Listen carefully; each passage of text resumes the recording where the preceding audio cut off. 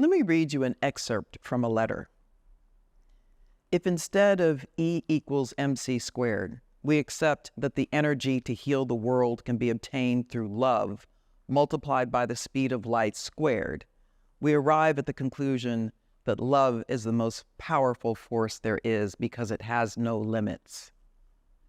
After the failure of humanity in the use and control of the other forces of the universe that have turned against us, it is urgent that we nourish ourselves with another kind of energy.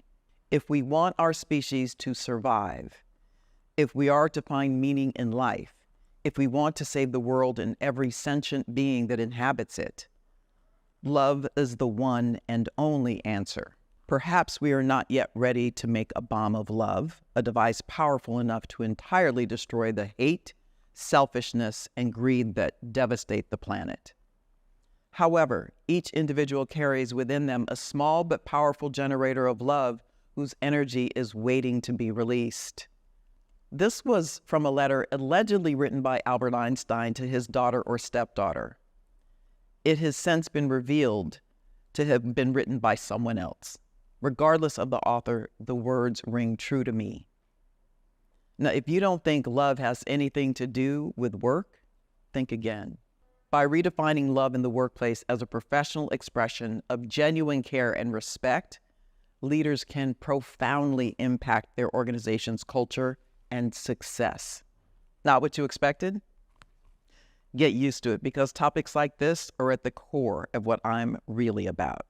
Yes, I talk about leadership, career, and workplace issues, but at the heart of my content is the who you are and who you need to awaken, reconcile, and heal so that you can be all of who you came here to be. Let's explore love today.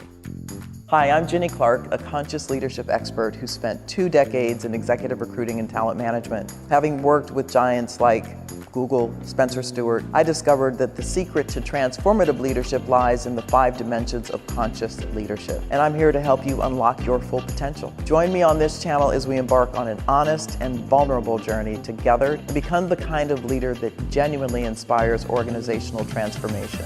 I have a few ways you can get involved in this conscious community. First, I've created a free career map to help you uncover your next career move. Second, I've created exclusive content for you with a community of like-minded leaders.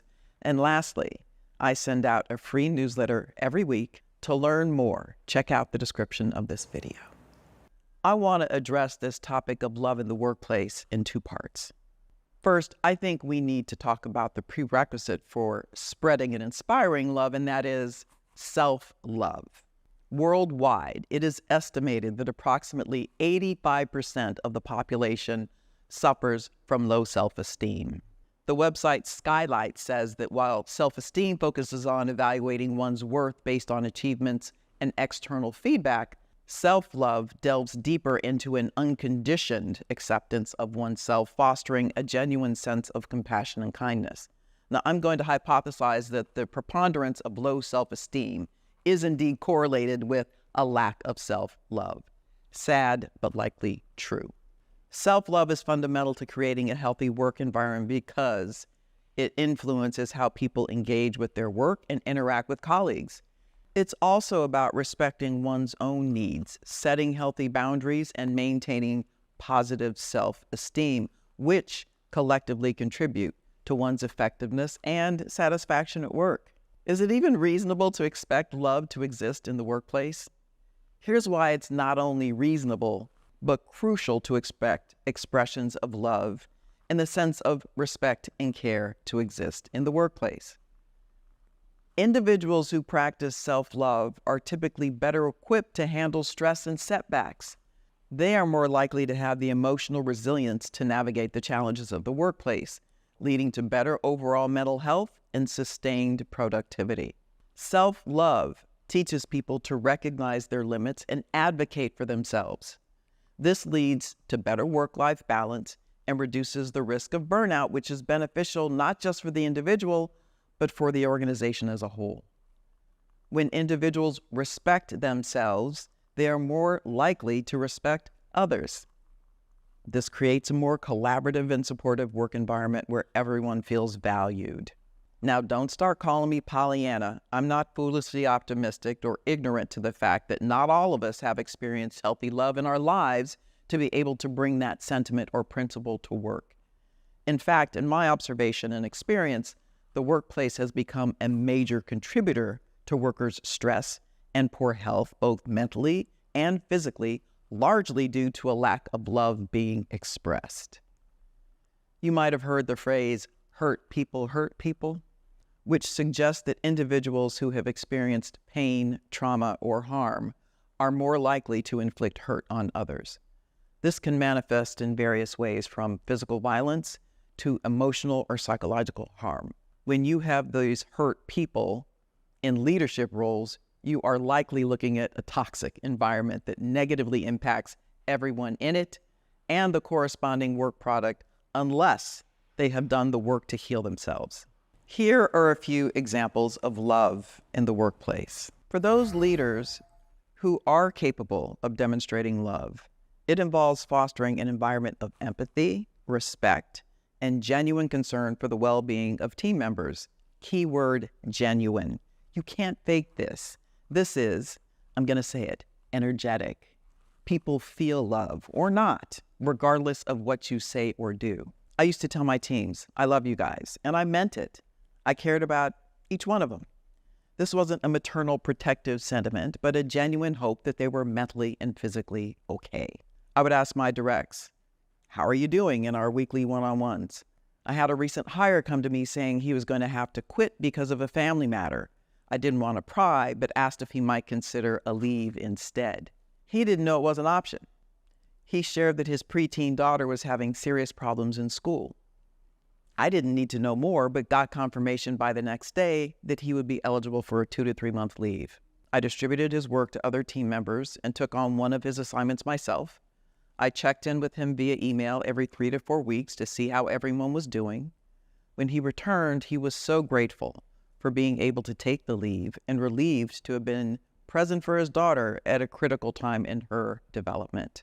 My demonstration of care and concern was far less disruptive than having to hire a new person, and it went a long way to signal to the rest of the team that I and the company valued the well-being of its employees. This is what love can look like in the workplace. It can also look like trust. Love, understood as deep respect and care, fosters trust among team members. Trust is fundamental for effective teamwork and collaboration, and something I fear is sorely lacking. Here's what I want you to take away. As leaders, look in the mirror to assess your own degree of self-love. Get support from professionals to reconcile or heal any past traumas. Openly demonstrate empathy and compassion. This can be done through active listening, acknowledging employees' challenges, and showing genuine interest in their lives beyond work. Encourage a culture where feedback is welcomed and valued, and where communication is transparent. The prerequisite for this is trust. Regularly recognize and reward employees, not just for achieving targets, but for acts of kindness and support towards others. We all respond to recognition and incentives and love being a model of what good can look like. The ultimate goal of demonstrating love in the workplace is to create a thriving, dynamic environment where all employees are supported, engaged, and motivated. I know one thing for sure. I love you. I know firsthand how taking the first step can be the catalyst for a life-changing transformation. I remember the moment I decided to harness my own strengths, and it made all the difference in my career. That's why I've created a career mapping tool just for you to help you uncover your unique competencies and leverage them to design your own career map. Take the first step towards your next level by clicking the link in the video description, and let's start this incredible journey together.